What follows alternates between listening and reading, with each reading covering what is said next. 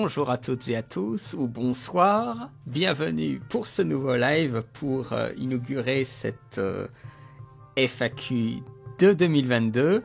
Je fais l'ouverture sur cette FAQ 2022 en vous remerciant, certains sont là depuis très longtemps. Les dernières FAQ étaient plutôt courtes, ce qui n'est peut-être pas plus mal, hein, c'est en fonction de ce qui se passe.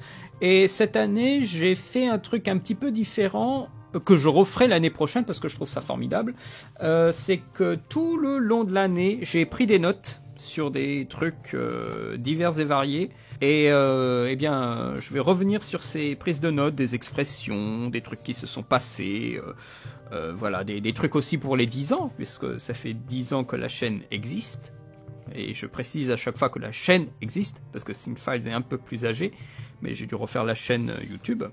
Mais donc ça fait 10 ans que la chaîne existe, et il y a voilà, des petites remarques, des petites idées qui me sont venues en tête, et que j'aimerais partager avec vous. Alors, nous allons commencer par quoi? Eh bien, vous savez, comme à chaque année, le gardien de la pierre, comme on pourrait l'appeler, est toujours au rendez-vous. Je veux bien sûr parler de Sacha du 54. Forcément, il est là à chaque fois. Mais, et c'est pas, ce n'est pas pour me déplaire. Il a proposé une série de questions, 10 questions sur Sens Critique. Et alors, bien sûr, je me dois de le saluer, vraiment de le remercier d'être là-bas et de manifester son entrain à me suivre et à me soutenir pendant ces, je sais pas depuis combien de temps il me suit, mais je crois que ça fait vraiment un sacré moment, en tout cas au moins depuis la création de la page sur Sens Critique, donc ça fait quand même plusieurs années. Donc Sacha du 54, je te remercie. Nous allons commencer d'ailleurs dans ce cas-là avec ces questions. La première question est la suivante. Que penses-tu de la disparition de Jean-Luc Godard? Est-ce que ce réalisateur laissera quelque chose pour les nouvelles générations de cinéphiles? Alors, est-ce qu'il laissera quelque chose aux nouvelles générations de cinéphiles? C'est aux générations de cinéphiles qui veulent bien se laisser tenter par Godard, parce que c'est vrai que c'est quand même une montagne qui semble infranchissable. C'est aussi une montagne d'une autre génération. Donc, est-ce que des cinéphiles... Tu parles de nouvelles générations de cinéphiles, je pense que tu veux dire des gens qui sont nés début 2000, enfin je suppose. Tu parles pas de ma génération à moi qui est déjà plus ancienne, bien sûr. Des nouveaux, alors les nouveaux, je sais pas comment ils vivent le cinéma, hein, j'en ai foutrement aucune idée, mais j'espère que ils ne verront pas, d'un mauvais œil la nouvelle vague, qui sauront avoir des passeurs et peut-être des enseignants qui leur donneront le goût au moins de s'y aventurer un petit peu, de trouver des choses qui leur plaisent dans la nouvelle vague française, et même dans la nouvelle vague de façon plus générale, parce qu'il y a aussi la nouvelle vague allemande et tout ça, c'est pour ça que je précise. Et concernant Jean-Luc Godard, eh bien, je souhaite aussi qu'il puisse être introduit de la meilleure des façons, avec peut-être une sélection de films qui soit... pertinente. Moi-même, je ne saurais même pas par quel bout commencer si je devais parler de Jean-Luc Godard à quelqu'un, c'est-à-dire lui conseiller des films, parce que pour moi, ça reste un gros morceau qui a sa propre logique, sa culture que je n'ai pas, donc forcément, quand il y a des références ou quand c'est lourdement...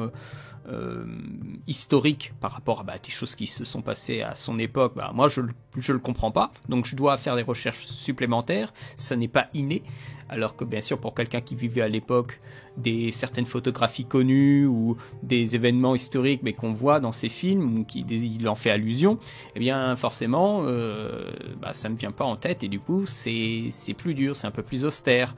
Donc il faut avoir de la culture générale, de la culture d'histoire pour appréhender les cinéastes qui ne sont pas de notre génération. Et c'est le cas de Godard, donc, et peut-être même encore plus par rapport à d'autres, Jean-Luc Godard. Donc pour moi, ça n'a jamais été facile de l'appréhender, mais je n'ai aucun problème à aller le rencontrer, que ce soit dans les interviews ou en regardant ses films, quels qu'ils soient, que ce soit documentaire fiction ou film, on va dire d'art et d'essai, qui ne raconte plus grand-chose. Il n'y a pas de souci à ce que je le rencontre, mais ce sera plus dur que quelqu'un qui comprend sa pensée, qui comprend d'où il vient historiquement, politiquement.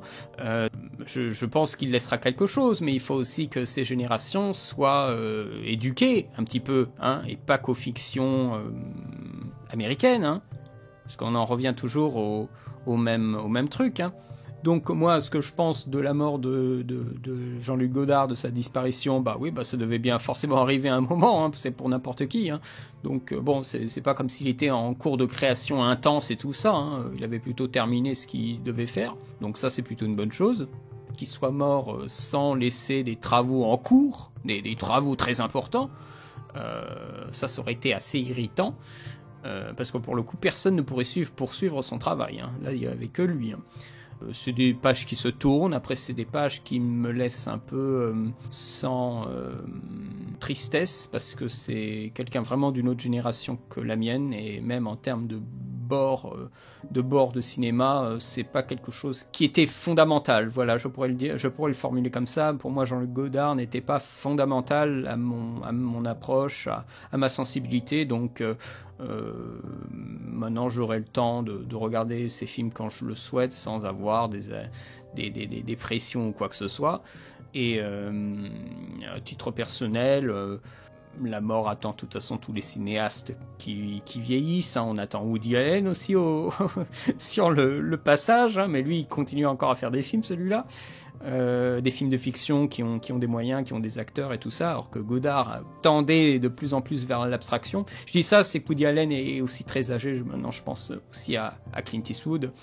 Ce sont des gens maintenant vraiment très âgés. Eux, ils sont en pleine production, hein. Ça serait dur de les voir partir comme ça d'un coup.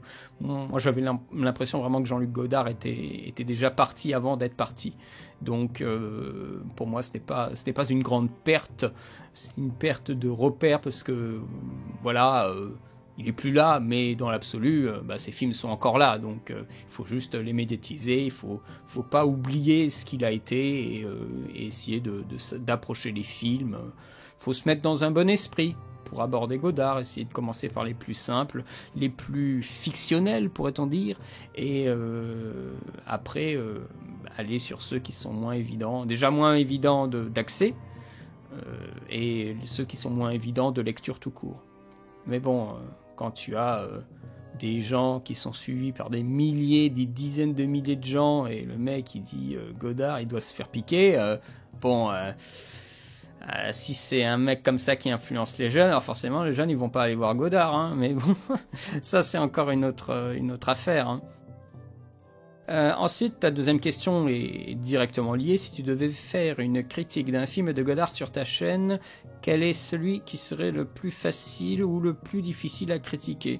Là, je pense que les pavés, là, les histoires du cinéma, c'est des choses que j'ai pas vues, mais j'aimerais bien regarder. Je pense que ce serait très difficile parce que ce sera vraiment lié à sa génération. Et les films qui seraient les plus faciles, ce seraient certains de ses courts-métrages peut-être, ou les fictions très claires. Et encore, je suis même pas sûr que ce soit si évident parce qu'il faut se mettre dans sa tête en fait. Il y a des choses qui sont brisées, cassées, retournées. Et ça, il faut avoir une sorte de petite souplesse. Donc, ce n'est pas si évident que ça. Moi, je dirais pour les plus difficiles, peut-être Histoire du cinéma ou ces films politiques. Mais bon, encore que ça, c'est conceptuel, hein. Adieu au langage, ça pourrait être le plus difficile, mais là, c'est une histoire de sensations. Il faut être réceptif à des sensations d'images, des images changées. Il faut faire confiance à ce qu'on ressent. Et à partir de là, ça devient très subjectif, mais c'est une subjectivité tout à fait légitime. Mais il faut parler de soi. Mais les gens, ils veulent pas parler d'eux quand on parle des films. Mais il faut se faire confiance un petit peu et parler des films sans peur. Et je pense que si on connaît très, très bien Godard, il y a moyen de trouver... Mais je n'ai clairement pas vu assez de films de Jean-Luc Godard pour être sûr, tu vois, du choix comme ça, que je pourrais te dire. Mais Histoire du cinéma m'intéresse. Ensuite, dans une de tes vidéos, tu as dit que tu n'avais pas apprécié Jurassic Park 3. Mais selon toi, cet épisode a-t-il une meilleure qualité visuelle et scénaristique que la saga Jurassic World?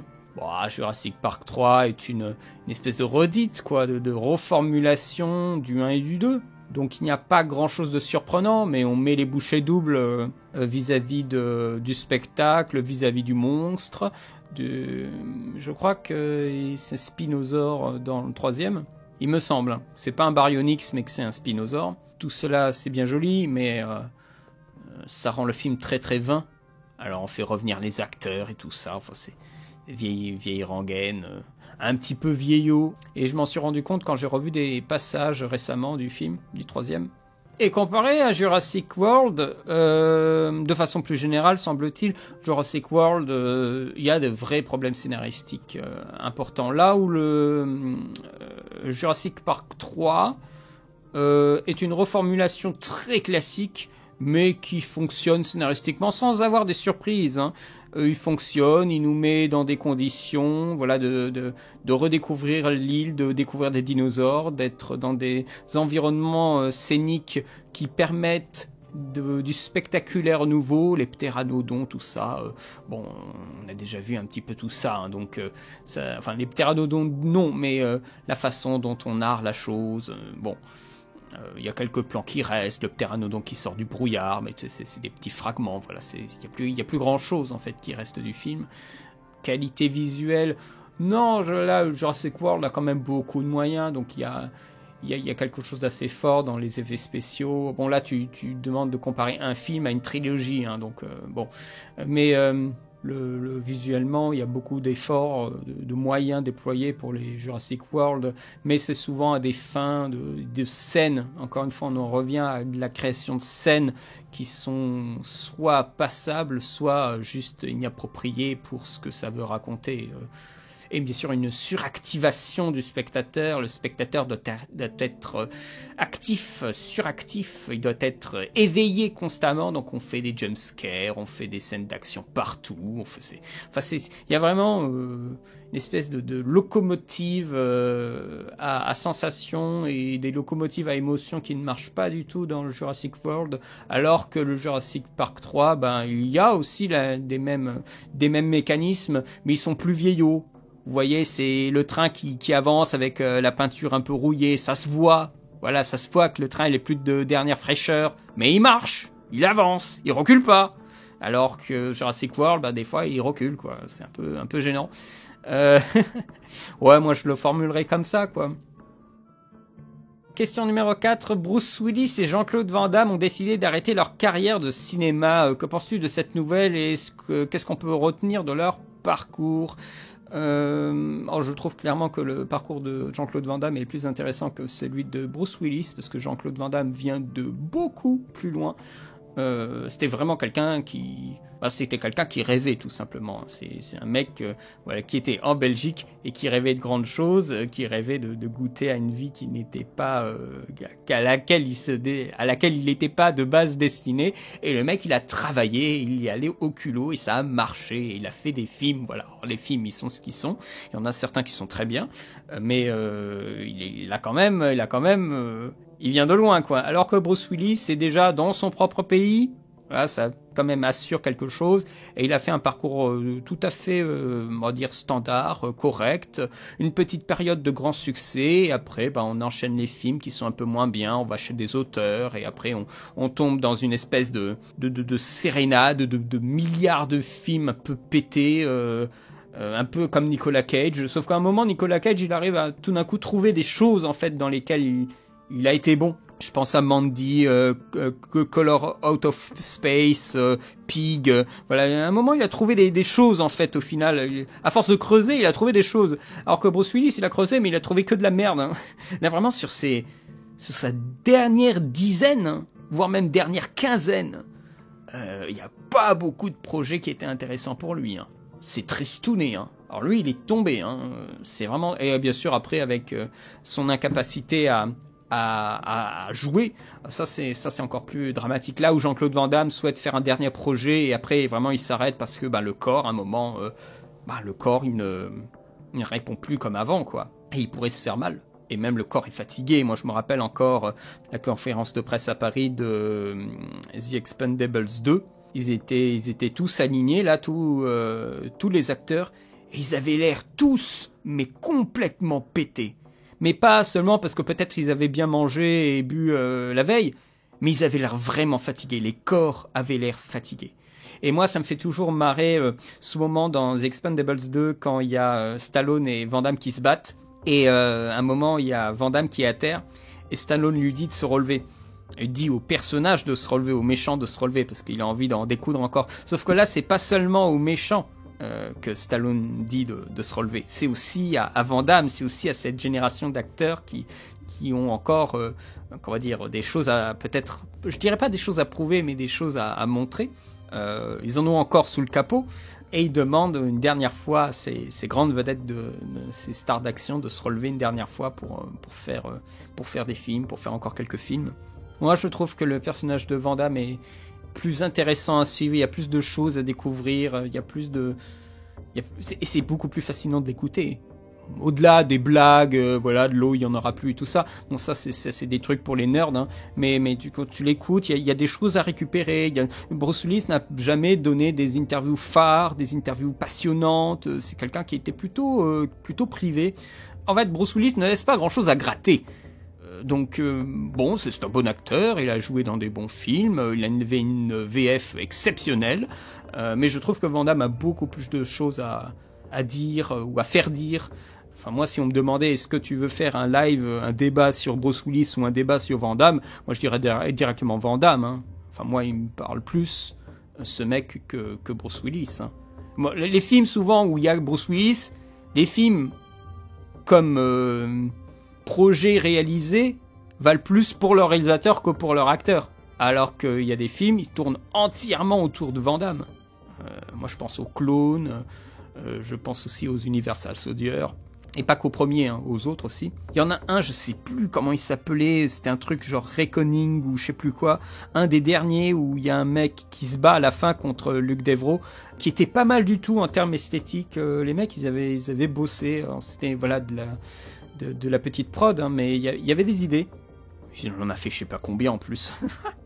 Et bien sûr, je parle même pas des pubs. Alors là, les pubs avec Van Damme, c'est quelque chose, hein. Moi, je pense vraiment à la pub avec les camions. Ça, c'est exceptionnel, la pub avec les camions. Et le mec avait une idée toute simple. Et il a totalement saisi l'opportunité et la puissance évocatrice du split. Et à côté de ça, on a le Bruce, j'allais dire le pauvre Bruce Willis. Non mais c'est vrai, lui il a fait un film, ça n'a pas marché, pourtant le film était vachement intéressant, c'était Unsung Hawk, une espèce de braquage comédie ultra bizarre. C'est Bruce Willis qui a fait le scénario, si je me trompe pas. Je sais plus si c'est lui qui l'a réalisé.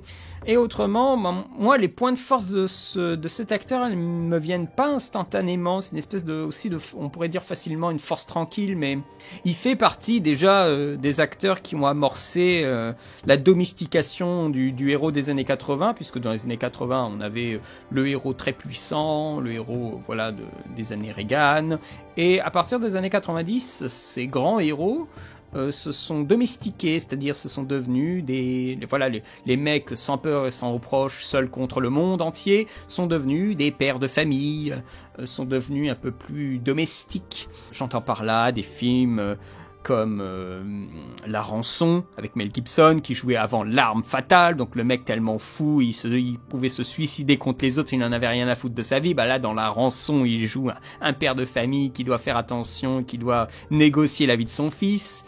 Et bien sûr Bruce Willis qui joue John McClane parce que c'est quelqu'un qui a une femme et qui a des enfants, donc forcément là on n'agit pas comme si on n'avait rien à perdre. Et c'est ça la transition justement qui est opérée dans les années 90, et Bruce Willis fait partie de cette génération d'acteurs qui ont changé un peu de cap. De même que, je veux dire, Schwarzenegger, quand il fait un flic à la maternelle, on est aussi sur cette reconstitution de la famille, hein, donc l'homme le le plus testostéroné des années 80 est devenu aussi, s'est aligné également avec Jingle All the Way, la course aux jouets. Vous voyez, on est vraiment sur une redescente en fait de l'héroïsme dans les années 90, et ça a donné aussi de très beaux films. Moi j'aime beaucoup leur rançon, hein, notamment de Ron Howard. Mais Bruce Willis a participé à ça pour le coup.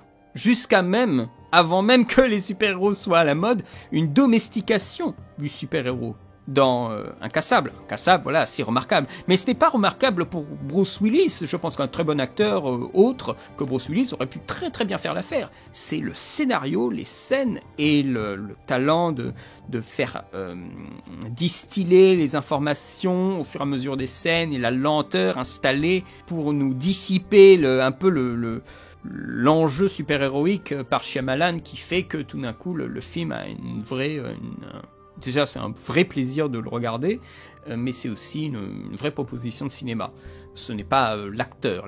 L'acteur contribue à une sorte de présence, parce qu'il est assimilé à certains rôles, il est assimilé à un certain charisme, et Bruce Willis avait un charisme. Je ne suis pas en train de dire qu'il ne valait rien, mais je pense que dans beaucoup de ses films, je ne vois pas en quoi il serait impossible de le remplacer. Peut-être John McClane, qui est son rôle clé, mais ça a été un rôle clé que pour 2 films, hein, le 1 et le 3.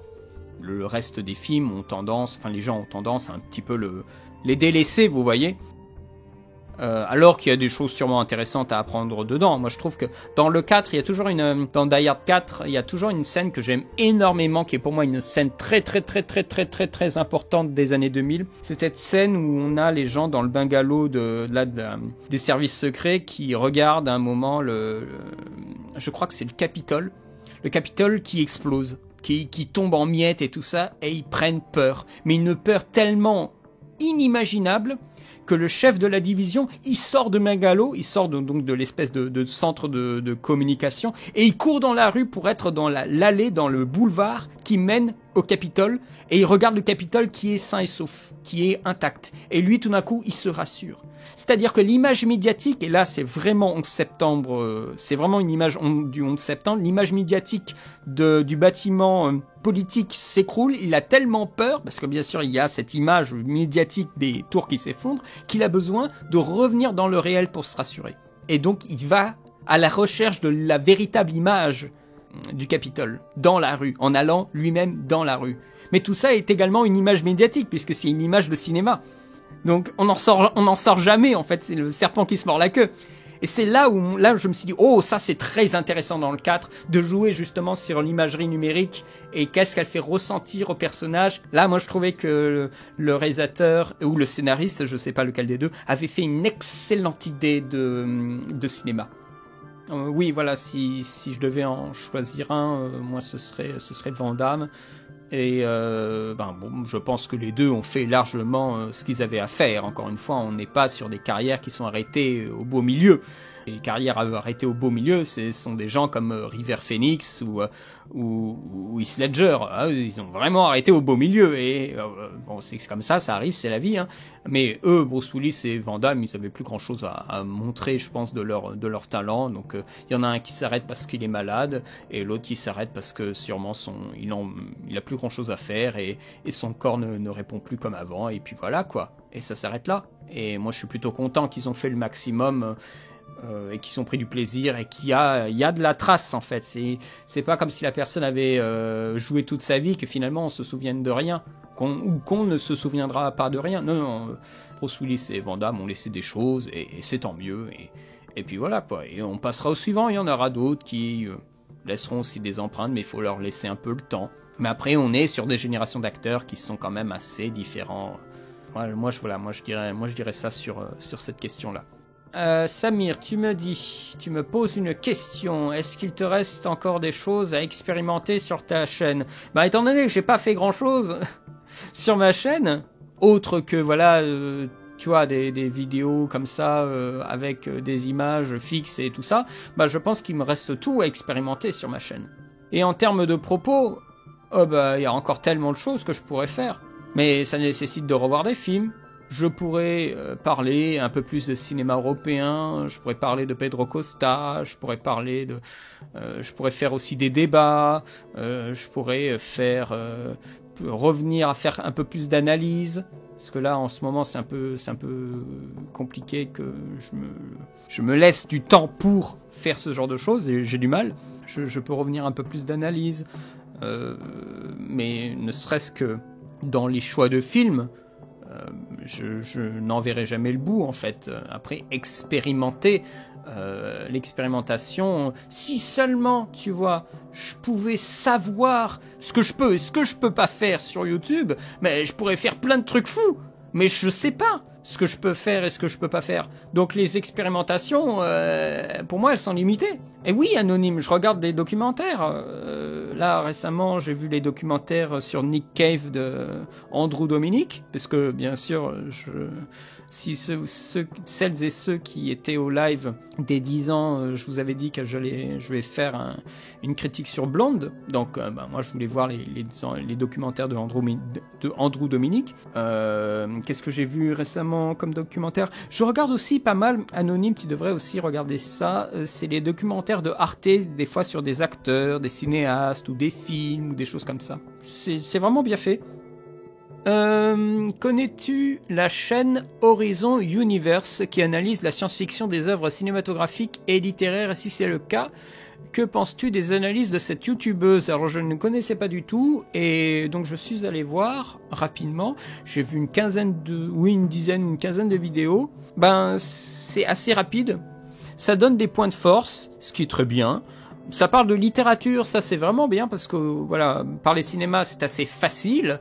Mais littérature, ça vaut le coup, parce que moi, justement, je ne lis pas beaucoup, donc là, tout d'un coup, c'est un contenu qui m'est étranger, et ça m'intéresse, mais quand je regarde ce qu'elle a réalisé pour le cinéma, c'est assez faible, c'est assez factuel, c'est-à-dire que je pourrais retrouver l'intégralité des propos ailleurs que chez elle. Moi, ça m'a pas intéressé. En tout cas, sur le cinéma, ça ne m'a pas intéressé. D'autant plus quand elle formule des propos et des vidéos vis-à-vis d'éventuelles critiques ou vis-à-vis d'une réaction. Elle considérait que, je sais plus ce que c'était, que la science-fiction, c'était pour, ce n'était pas pour une tranche d'âge ou une tranche de population. Et elle était en train de prouver que voilà, il y a de la science-fiction partout, dans les récits qu'on aime bien regarder, sans imaginer que c'est de la science-fiction alors que ça en est. Mais pour moi, des vidéos de réaction à des tendances ou à des préjugés, je trouve que c'est une très très mauvaise façon de faire des vidéos. Parce qu'on est vraiment dans une espèce de ressentiment vis-à-un d'autrui qui te motive à écrire pour essayer de répondre à un spectateur ou à un auditoire qui n'existe pas, à un préjugé peut-être même qui n'existe pas. Et ça, je trouve que c'est très, c'est pas bon. Ça donne l'impression de quelqu'un qui veut essayer de faire de la justice, voilà, de réhabiliter des trucs en mode ah mais vous êtes tous des cons, moi j'ai raison. Enfin, ça donne cette impression-là. Et alors qu'on pourrait parler du même sujet, mais en enlevant cette approche de départ. Et je pense que là, ça aurait été beaucoup plus, peut-être mieux reçu, je sais pas. Mais c'est vrai que moi, ça, c'est pas des méthodes qui me plaisent. Je me suis abonné pour peut-être le futur contenu et le contenu littéraire, mais le contenu cinéma, c'est comme le Nexus 6, quoi. Ils ont beau se spécialiser en science-fiction, ça se voit pas. Moi, mais le Nexus 6, lui, maintenant, il est plus dans un divertissement de court-métrage que parler de science-fiction. Enfin, ce que je veux dire, c'est que quand il parle de science-fiction, c'est aussi intéressant que n'importe qui connaît un peu le cinéma. Donc bon, il n'y a pas une plus-value, j'entends par là, en termes de propos. Il y a une plus-value clairement dans la mise en scène des propos, avec les moyens de bord, d'effets spéciaux, des gens qui dansent à poil en hologramme dans l'espace. Bon, tout ça c'est bien joli, mais bon, moi je cherche aussi des propos. Tout d'un coup, avoir une idée lumineuse sur un film, le voir d'une autre façon, comprendre une mise en scène et témoigner, partager ce qu'on a trouvé sur la mise en scène de quelqu'un qui parle de science-fiction. Bah, lui, c'est aussi simple que n'importe lequel d'un cinéphile commun.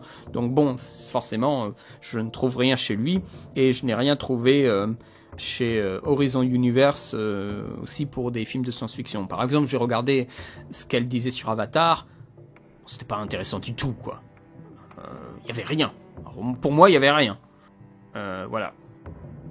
Question... Ah, on est vraiment sur les questions YouTube, ok.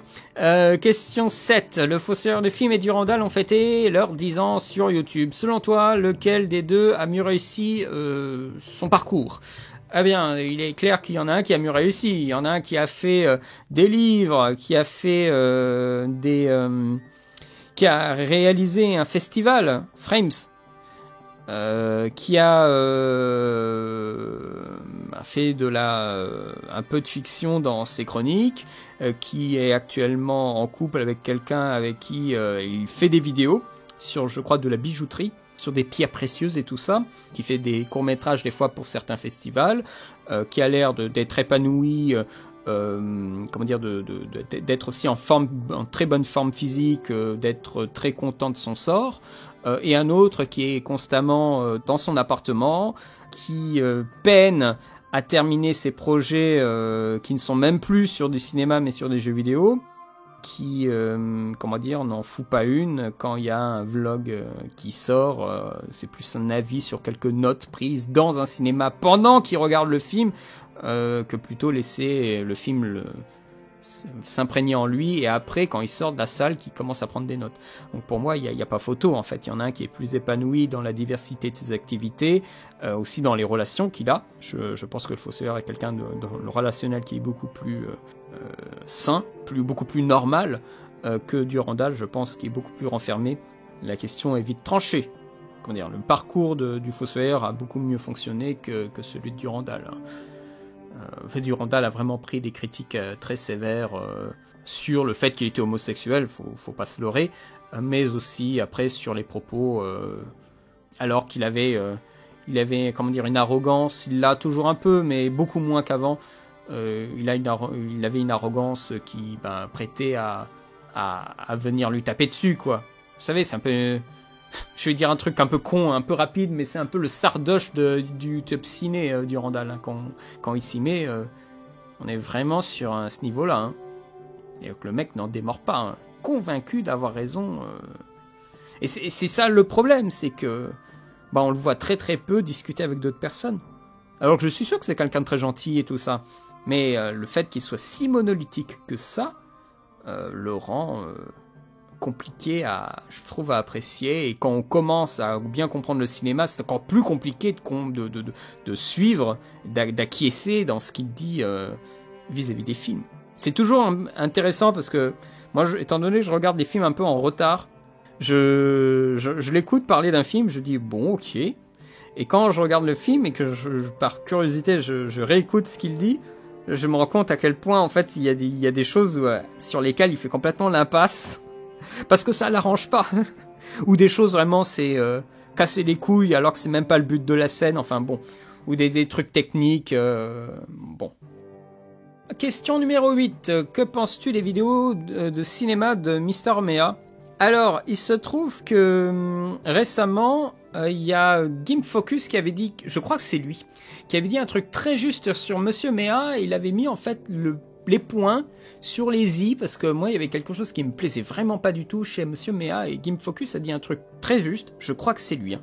Si c'est pas lui je m'en excuse, c'est que ce n'est pas parce que on fait la collecte d'anecdotes sur un film qu'il a de la valeur. Ce n'est pas le poids des anecdotes de production sur un film qui lui donne de la valeur. Monsieur Mea leur donne un semblant d'intérêt parce que il passe 26 à 30 minutes à nous parler de la production du film.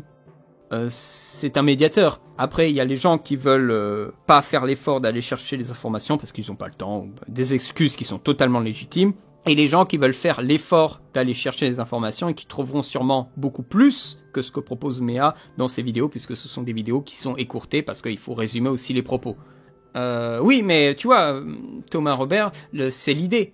C'est qu'il donne le contexte dans lequel le film est fait. Oui, mais ça, c'est de la prod. Et ça, on peut aussi le trouver, hein. sur les textes anglais qui sont particulièrement complets sur ça. Et puis ça dépend bien sûr des films, mais il y a des films où il y a des longues interviews, donc là, on peut se faire plaisir.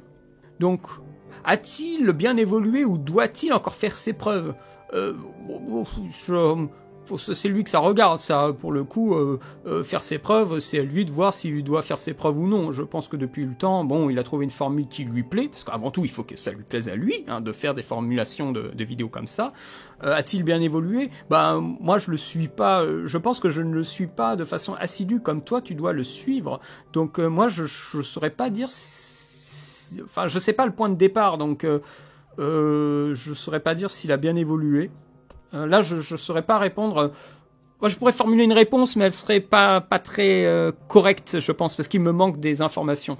Bon, moi, ce n'est pas un contenu que je regarde, ou c'est pas un contenu qui, pour moi, a de la valeur, parce que pour moi, c'est un contenu que je peux moi-même chercher. C'est des propos qui sont intéressants dans ces vidéos, je peux moi-même les chercher si j'en ai envie. J'ai pas besoin de quelqu'un qui me fasse des résumés en français.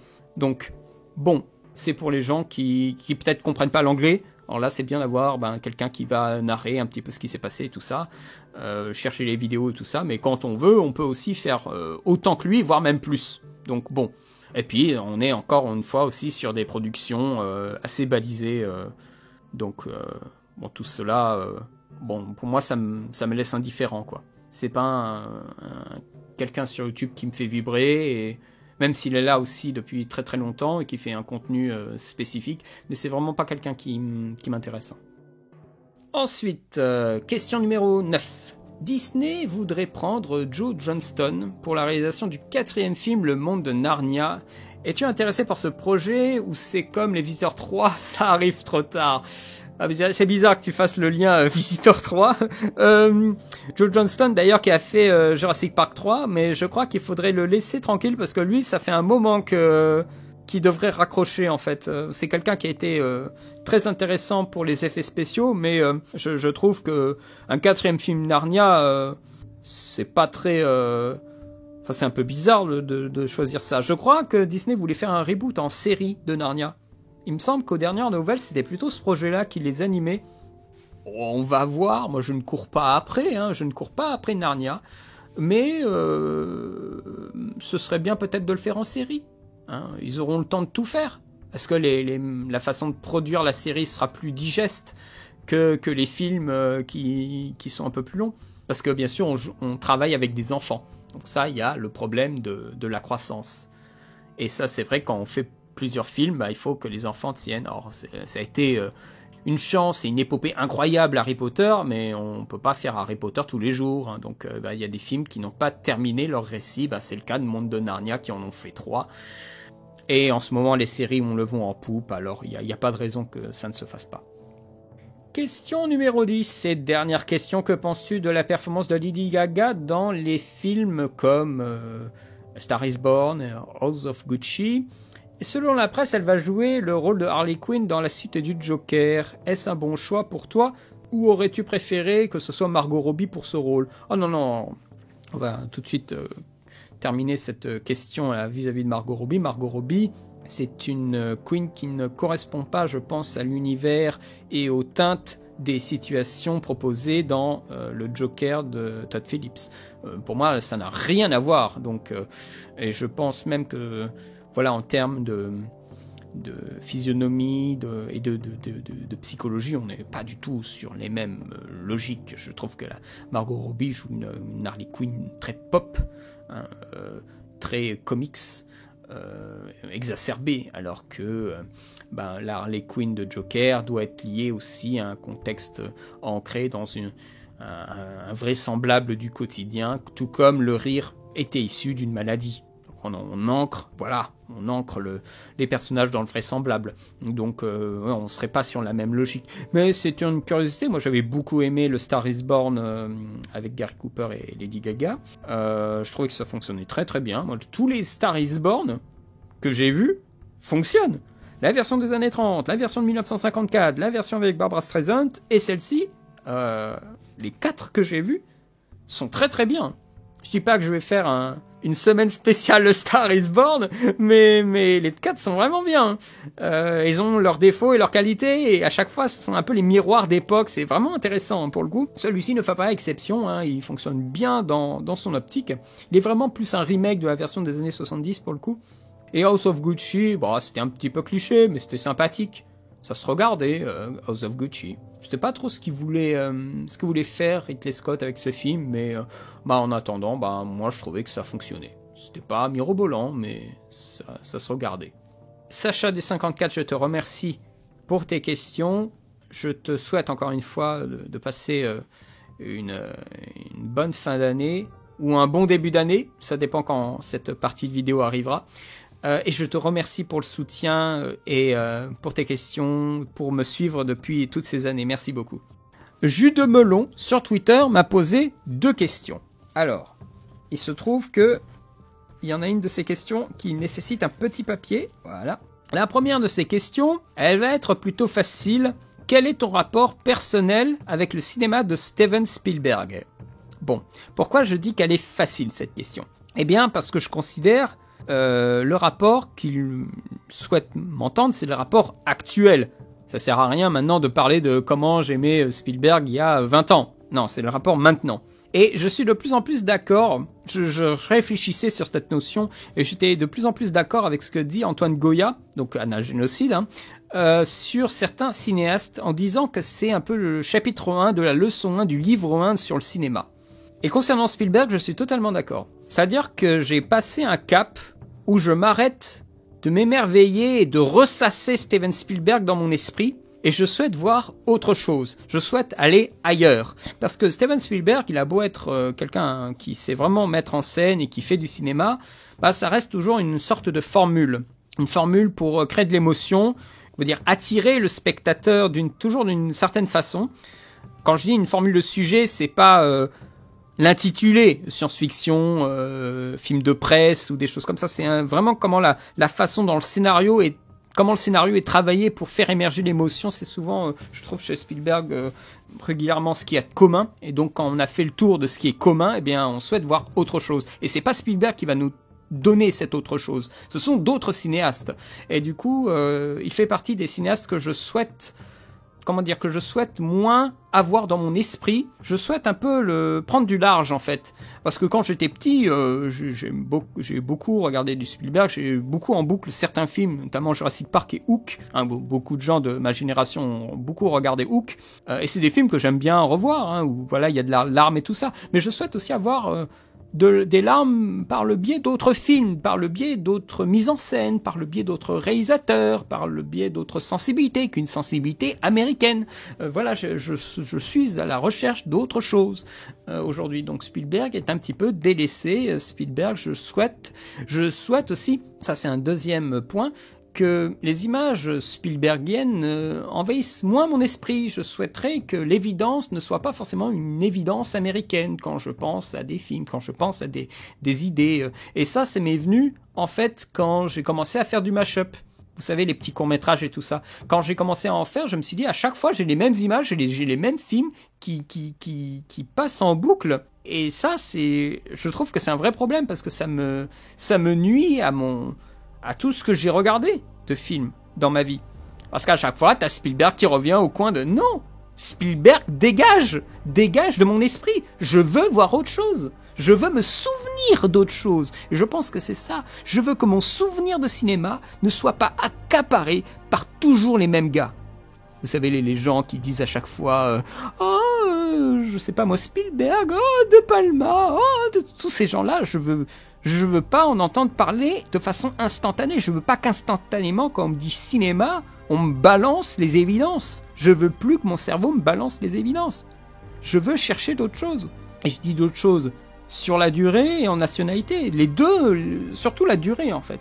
Je veux pas avoir des trous béants dans ma cinéphilie où j'ai rien vu dans les années 70. Que ce soit cinéma américain ou autre. Je suis en train de chercher un équilibre. Et dans ma pensée, dans mon souvenir, je me bats un peu contre les évidences, et Spielberg est une de ces évidences sur lesquelles je dois lâcher du lest.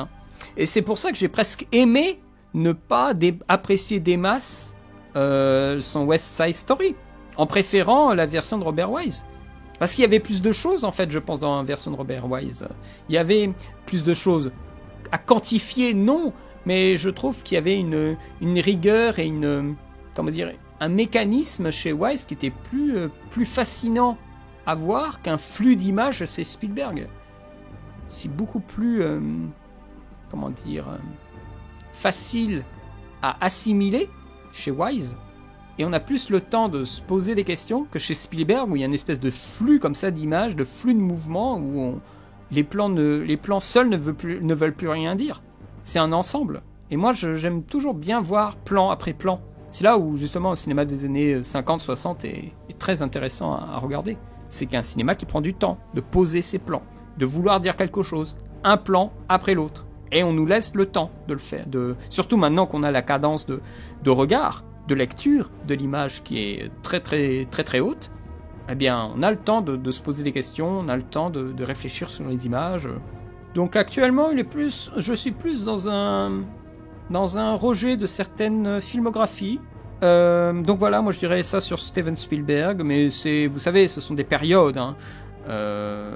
Il me manque quelques premiers films de Spielberg que je n'ai pas vus, mais c'est plus un rejet pour essayer de réorganiser ma cinéphilie, pour laisser place à d'autres choses dans mon esprit, qu'un véritable rejet, une négation du cinéaste. Non, mais c'est plus, je veux faire de la place pour d'autres choses maintenant.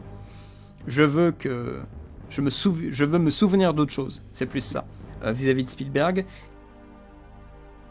Et la deuxième question, c'est là où j'ai besoin d'un petit papier, c'est quelles sont mes attentes, mes envies de voir en 2023. Alors, ce que j'ai fait, je suis allé sur des sites, j'ai fait un petit listing, voilà, de films qui vont sortir en 2023. Alors, il s'agit bien sûr, vous pouvez bien vous en douter, de films très médiatisés, de films pour la plupart américains, de gros titres, de blockbusters. Ce n'est absolument pas représentatif d'un cinéma mondial et ce n'est pas représentatif de qualité. Mais on va pouvoir commenter un petit peu tout ça rapidement. Alors, en 2023, sortent les films suivants. Knock at the Cabin. Eh oui, le nouveau film de Shyamalan. Il y a un trailer qui, je trouve, n'est pas du tout intéressant. Encore un huis clos. C'est facile à filmer, avec quelques acteurs intéressants. Bon, moi je n'irai pas voir ce film-là. Je me pose aussi des questions pour Babylone de Damien Chazelle, un énième film sur le cinéma comme espèce d'endroit où il se passe tout et rien. Un film, voilà, une sorte de grand film monumental sur une certaine époque de cinéma, sur voilà les stars, les fêtes et tout ça. Bon, ces espèces de films un peu festival, moi ça ne me plaît pas beaucoup. Je suis beaucoup plus intéressé par l'idée de la salle de cinéma dans Empire of the Light de Sam Mendes, qui arrive aussi, je sais plus si c'est cette année ou l'année prochaine, mais ça sort aussi dans pas longtemps, Empire of the Lights ou Empires of Light, je sais plus, l'un des deux. Ensuite, on a des marveleries, hein, qu'est-ce que vous voulez, on a des marveleries.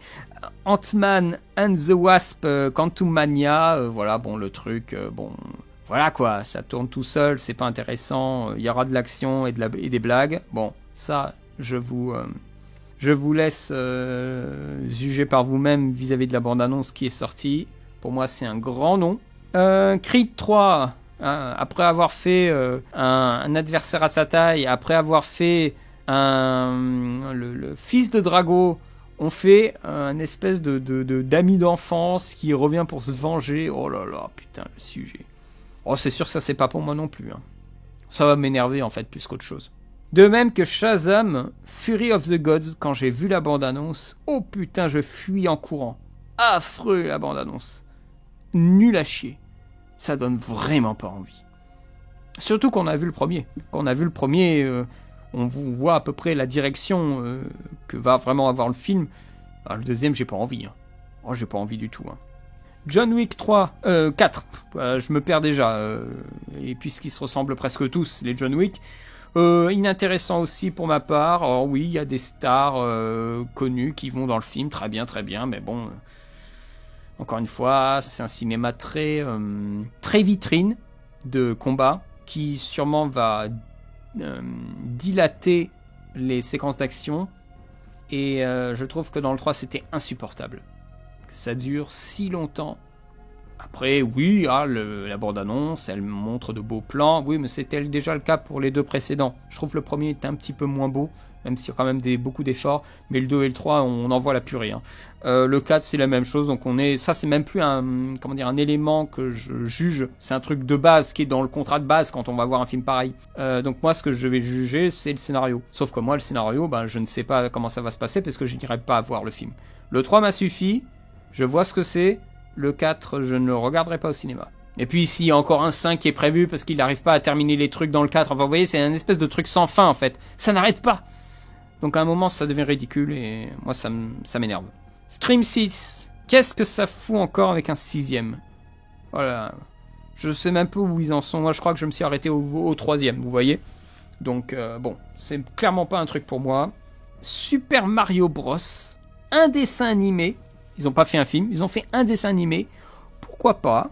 Je suis sûr que ce sera très plaisant pour les enfants. Ça fonctionnera très bien avec les références qu'il faut. En plus, je pense que Nintendo a bien vérifié le film avant. Vu comme ce sont des contrôle freaks, je pense qu'ils ont fait très attention à ce qui se passait avec leurs personnages. Donc je pense que le film sera plutôt de bonne qualité. Ça pourrait me tenter, par exemple. Super Mario Bros. Evil Dead Rise.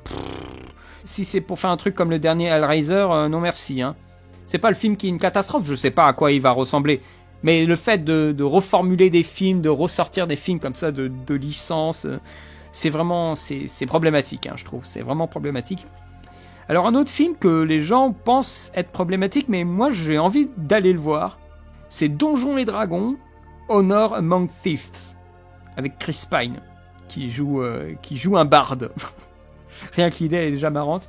Alors, un film Donjons et Dragons. Et pourquoi je vous dis que moi, ça m'intéresserait d'aller voir le film? Eh bien, parce que en 2023, il y a un jeu vidéo qui va sortir et qui m'intéresse beaucoup. C'est Baldur's Gate 3. Baldur's Gate 3, c'est donc un jeu de rôle en multijoueur où on va être dans un environnement médiéval fantastique et on va jouer un personnage à qui il va arriver des aventures incroyables. Et en multijoueur, bien sûr, ce sera l'occasion de rigoler, de jouer ensemble, de se battre ensemble. Vraiment quelque chose qui est assez fun, je pense, qui va permettre de grandes aventures. Et je pense que le film sera clairement dans une optique de joueurs. J'entends par là que quand je vois les bandes annonces, enfin la bande annonce de ce Donjons et Dragons, de ce nouveau film, eh bien j'ai l'impression que les personnages principaux, ce ne sont pas des personnages de la fiction, mais plus des joueurs qui se feraient des réflexions de joueurs, alors que ce sont les personnages dans la fiction. Vous voyez ce que je veux dire? C'est qu'ils ont des commentaires sur ce qui se passe autour d'eux, extra-diégétiques, alors que des personnages dans la fiction ne se poseraient pas ces questions-là, ou n'auraient pas ces réflexions-là. Et donc moi, je serais curieux de voir le film. En plus, il y a l'air d'avoir beaucoup de scènes assez différentes. Donc je serais curieux et je pense que j'irai le voir. Et si le film me plaît, il est fort probable que vous aurez une critique sur la chaîne de ce film-là. J'espère ne pas être déçu, bien sûr, c'est la roulette. Hein. Moi qui ne sors pas beaucoup pour le cinéma, quand je sors, je souhaite au moins avoir... Mais je donne une petite pièce sur ce film-là. Mais je pense que je donne cette pièce précisément parce que j'ai hâte de jouer à Baldur's Gate 3. Si le jeu ne m'intéressait pas, je pense que je serais passé à côté de Donjons et Dragons. Ensuite... Oh là là. Moi, ça me déprime. Je vois des titres. Moi, ça me déprime. Hein. Gardien de la Galaxie volume 3. Oh là là là là.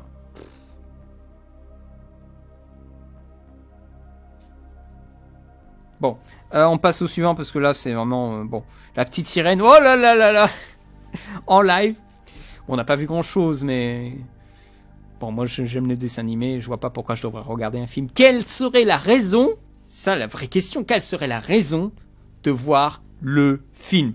Alors, si dans le chat vous avez une vraie raison, ça m'intéresserait de l'écouter. Parce que personnellement, je ne vois pas la raison. À moins d'être allergique à un dessin animé, je ne vois pas la raison. Vraiment. Faire un film plus woke, peut-être, ce serait la seule raison. Parce que le dessin animé, il est très très bien. Hein. Il est issu d'une époque, certes, on est d'accord, mais il est très bien. La petite sirène, on n'a vraiment pas vu grand-chose, on n'a pas vu Ursula. Je pense que beaucoup de gens attendent de voir Ursula pour être fixés. Pour le coup, le cast d'Ursula, ça avait l'air d'être un très bon cast. On verra, hein. Mais bon, moi je n'irai pas regarder La Petite Sirène. Alors bonjour, tu dis juste pour la comparaison avec l'original. Oui, mais je pense pas que les familles à qui le film se destine vont regarder le film pour ça, tu vois.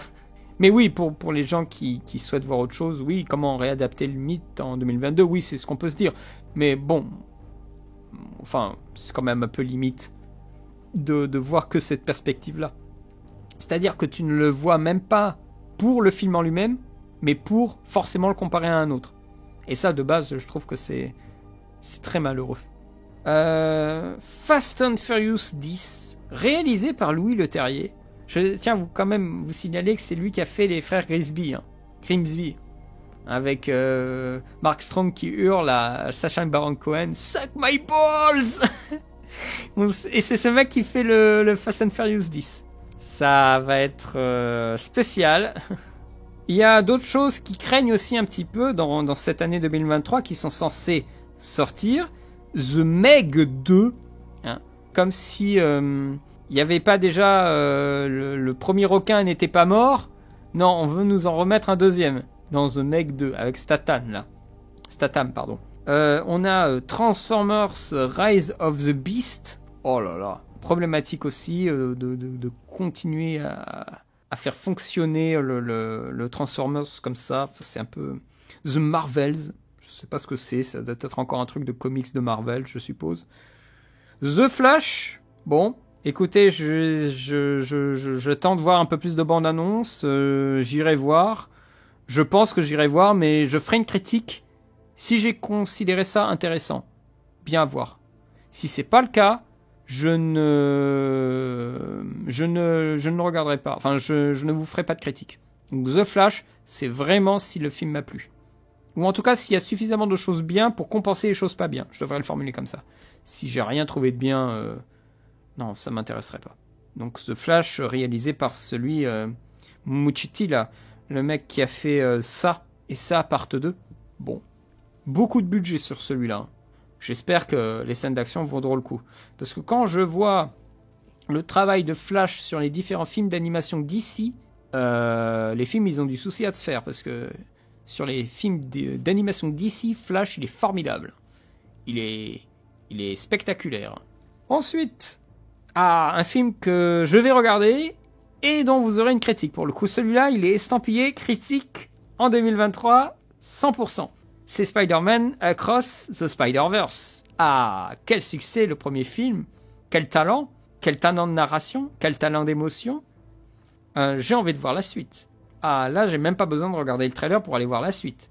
Ça sort en 2023, en début d'année. Hein. Donc ça, je pense que nous tous, nous guettons ce film.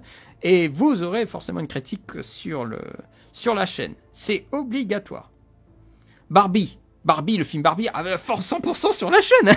Non, un truc, qu'est-ce que ça fout là? Barbie, mais... Barbie. Oh là là, Barbie, quoi. J'ai vu quelques images de tournage, ça a l'air affreux, ce truc. Jamais de la vie, Barbie, hein. Jamais de la vie, hein. Indiana Jones 5. À voir avec le trailer. Mongol n'est pas un mauvais, mais vraiment à voir avec le trailer. Hein. Mais moi, je pense que ça va être problématique. L'âge de Harrison Ford va être problématique à regarder. Il va se traîner.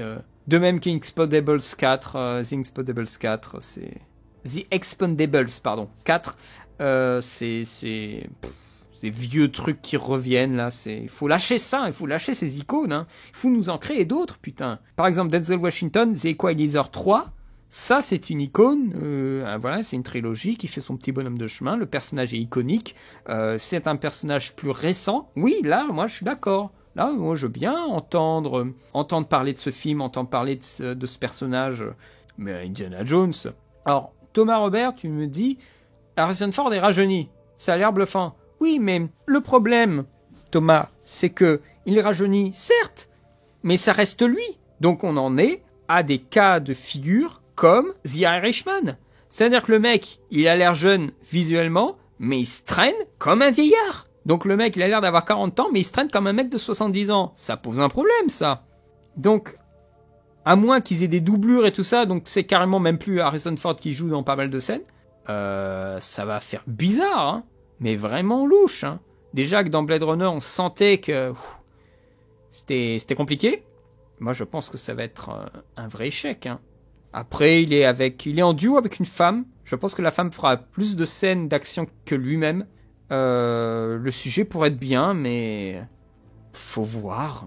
Encore une fois, on n'a pas d'image, on n'a pas de trailer. Il semblerait en plus que les retours presse, enfin les retours des premiers spectateurs des tests, des screen tests n'étaient pas bons. Donc bon, écoutez, on va voir, hein, mais encore une fois, les premiers trailers, comme The Flash, vont donner le là. Parce que le Flash a eu des images, mais c'était teaser, on voyait rien, quoi. Ensuite, Mission Impossible Dead Reckoning Part 1. Alors j'irai voir ça au cinéma, mais je ne pense pas que vous aurez une critique sur la chaîne. Tout comme Fallout. Hein. J'avais bien aimé Fallout, mais j'avais pas fait de critique sur la chaîne. Mais Mission Impossible, je pense que j'irai voir. Ça, je pense que je serais à peu près certain de voir un bon spectacle. Ensuite, alors je vous disais, Equalizer 3, ça sort. The Nun 2. Encore un trailer peut être trompeur, oui, mais il donne déjà un peu plus d'indications que rien du tout. Il me donne une teinte. Il me donne, voilà, quand même, comment dire, un semblant de lueur. Donc ça permet d'aiguiller le regard un petit peu. Enfin, bien sûr, il ne faut pas se fier en profondeur, mais ça donne une teinte. Ça nous donne, ok, d'accord, ça ressemble à ça. Et après, c'est à nous de faire le choix ou non. Donc la Nun 2... inintéressant au possible pour moi. J'ai revu le premier avec ma coloc et en effet c'est assez faible. Donc si James Wan ne s'occupe pas du deuxième, ça vaudra pas le coup. Un autre film que j'attends, celui-là, obligatoire critique sur la chaîne, Oppenheimer de Christopher Nolan. Bien sûr, vous savez que moi j'aime bien ce réalisateur. Je suis avec beaucoup d'entrain ses travaux, son montage, ses propos. Donc, et son envie de cinéma, qui est vraiment singulière chez cet homme. Il y aura aussi des trucs un peu bizarres, un nouveau Hunger Games, qui a été d'ailleurs récemment teasé. Un film qui s'appelle The Exorcist, on ne sait pas si c'est un remake ou un reboot, ou une nouvelle version, ou autre chose, on ne sait pas. Un truc sur Kraven le chasseur, oh là là là là, au secours, ça a l'air... vraiment très chelou. Un truc sur Willy Wonka avec Timothée Chalamet. Willy Wonka, les origines. Enfin, oh là là, des sujets, mon Dieu, mesdames et messieurs, une catastrophe. Ça donne pas envie, des sujets pareils. Aquaman et l'Empire perdu. Encore une fois, c'est comme pour d'autres, hein, à voir avec un trailer. Et après, je me déciderai si je vais le voir au cinéma ou non. Je vais bien aimer le premier film, donc peut-être que le deuxième, je me laisserai tenter. Encore une fois aussi, comme pour certains, critiques si j'ai trouvé le film bien. Mais encore une fois, j'attends d'avoir un trailer pour être motivé. Nous allons aussi avoir en début de cette année The Whale de Darren Aronofsky avec Brendan Fraser. Je pense que ça vaudra le coup d'aller voir. Je me tâte encore, je ne sais pas exactement si je vais le voir ou non. Mais c'est une attraction aussi émotionnelle. Et Aronofsky m'a vraiment plu avec son film Mother. Non, pardon, c'est pas Mother, c'est Mother parce qu'il y a un point d'exclamation, n'oublions pas ça. Moi, j'ai envie de lui faire confiance.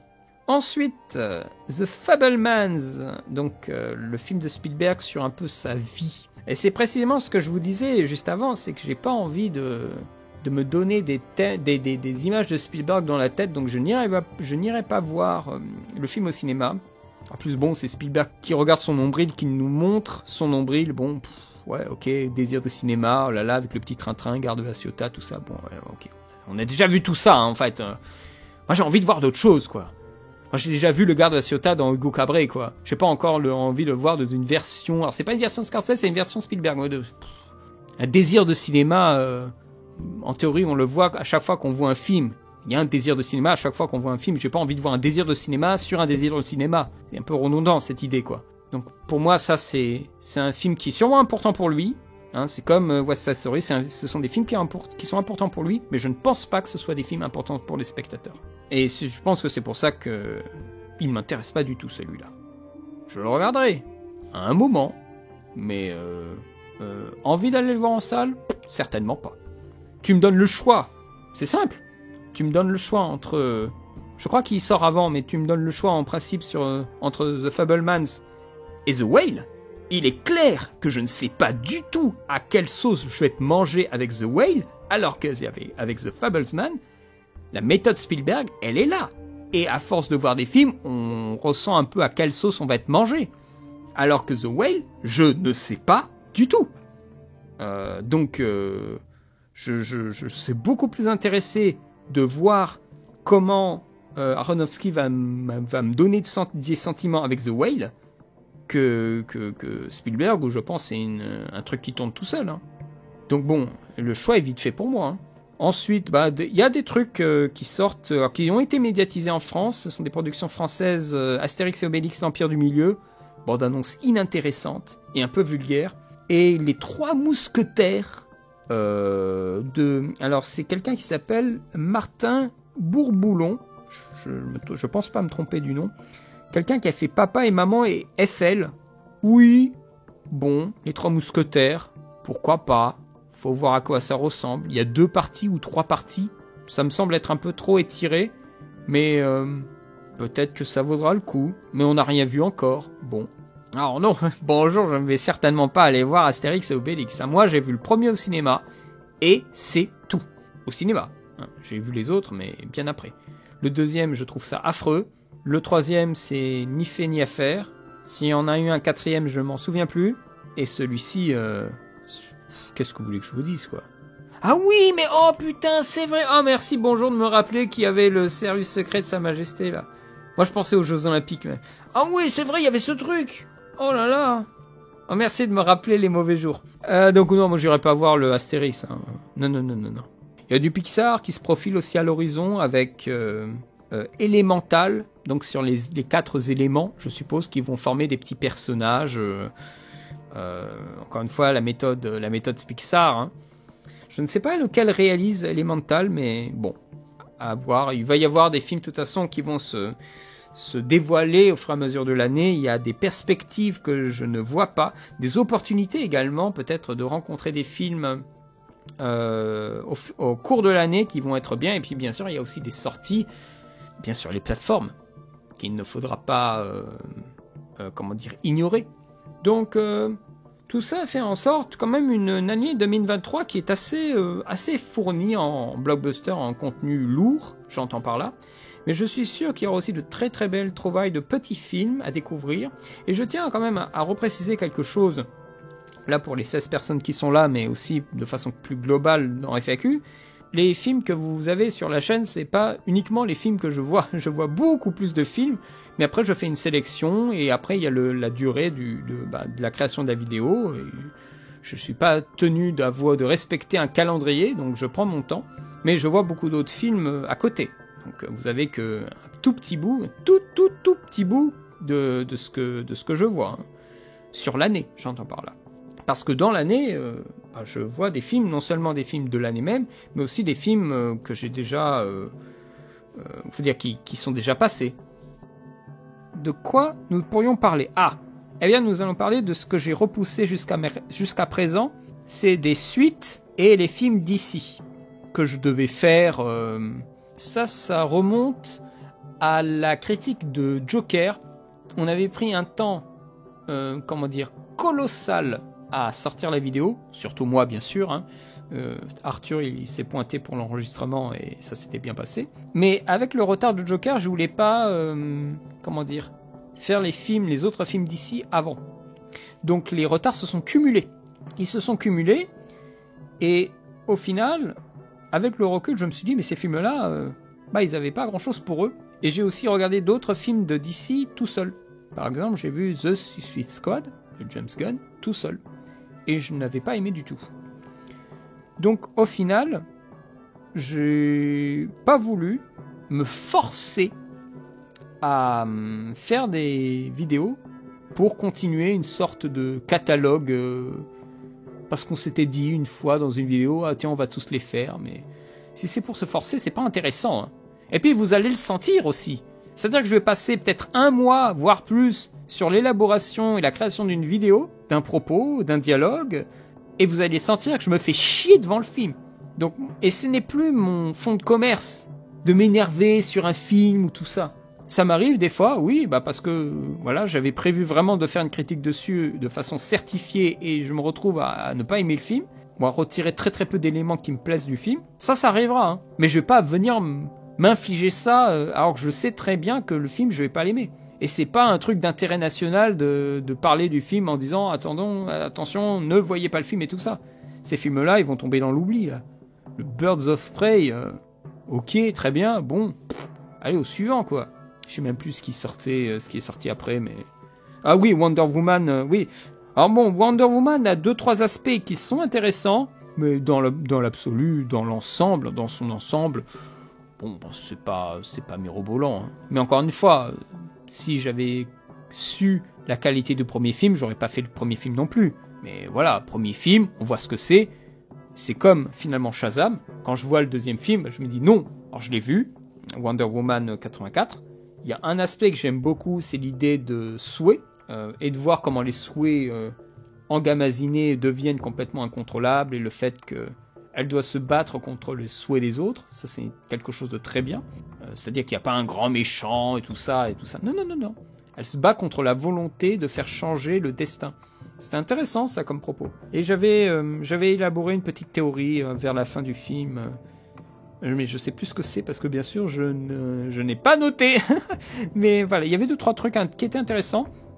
Mais bon, je me suis dit, bon, la critique, est-ce que j'ai vraiment envie de la faire? Non, je la fais pas. Et c'est tout. Parce que j'ai la chance de ne pas être enchaîné à des vues ou à une demande de spectateurs. Vous m'avez pas demandé de faire Wonder Woman 84 en masse. Donc je me sentais pas obligé de le faire. Et je l'ai pas fait.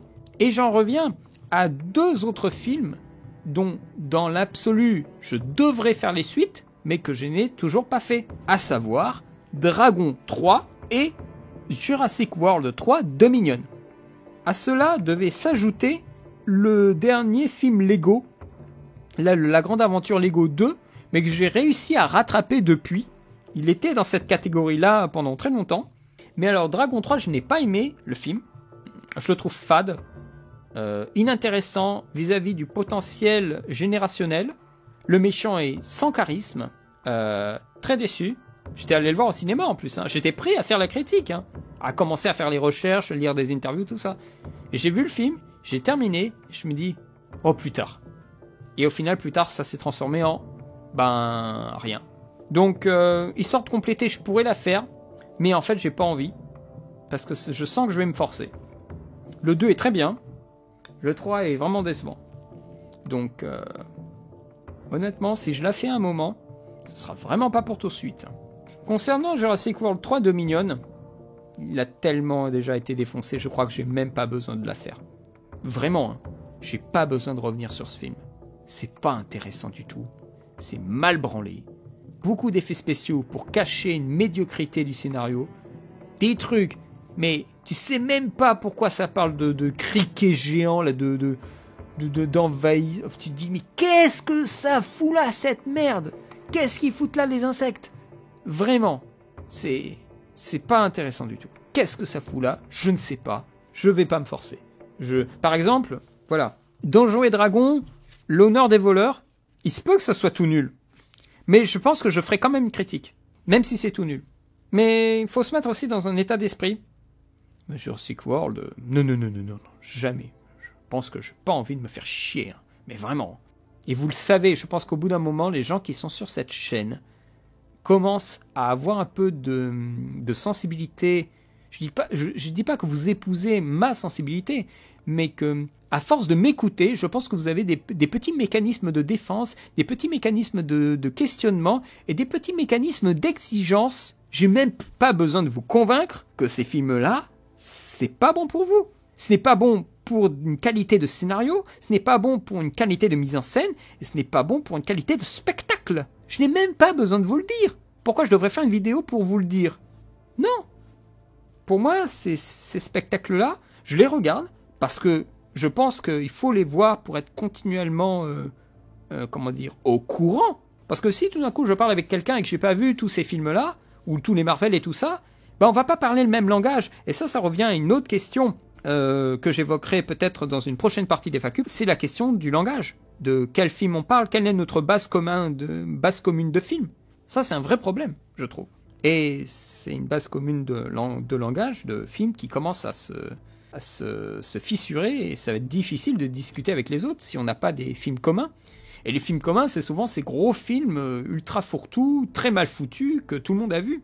Donc moi, je me sens obligé d'aller voir ces films. Parce que si je parle avec quelqu'un de 20 ans qui a vu tous les Marvel et tout ça, que moi j'ai vu aucun Marvel, on va parler de quoi vis-à-vis du cinéma?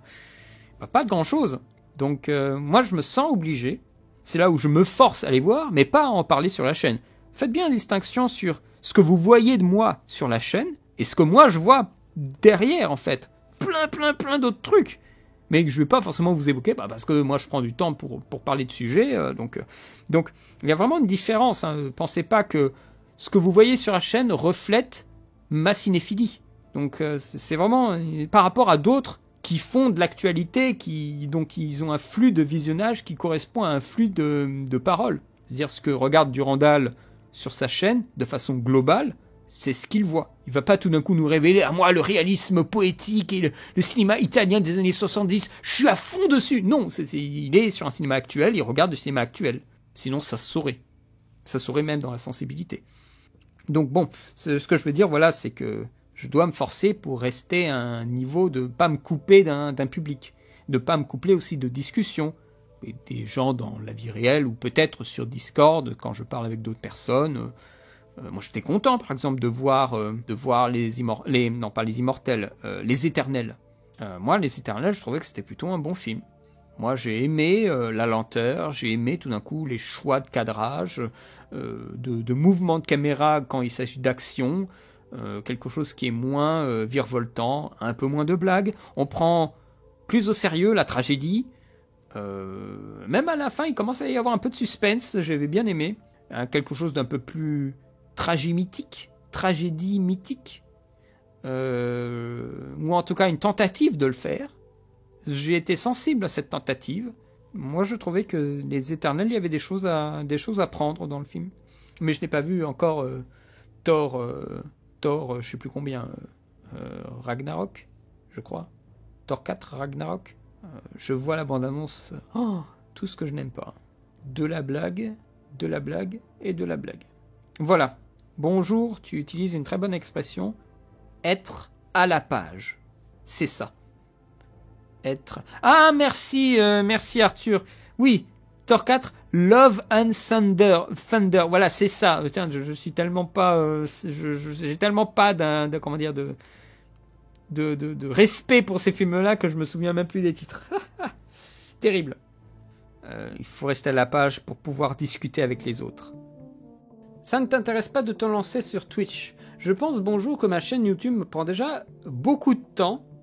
Mais genre, beaucoup de temps, hein. Donc, je suis pas sûr que lancer sur Twitch est une bonne idée. Tu sais, moi, je vis pas de YouTube, hein. Donc, c'est une perspective qui pourrait m'intéresser, oui. Mais j'ai pas le temps.